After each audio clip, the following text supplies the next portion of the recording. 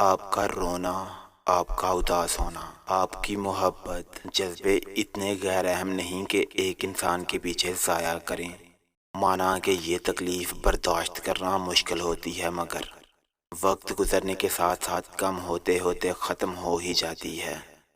شرط یہ ہے کہ سوچوں پر قابو ہو۔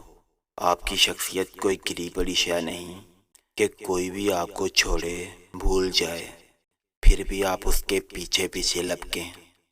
آپ اپنے جذبوں کو پہلے اہمیت دیں گے تبھی کوئی دوسرا دے گا، لیکن ایسا کمزور بنیں گے تو روتے رہیں گے، پیچھے رہ جائیں گے، بے قدرے ہو جائیں گے۔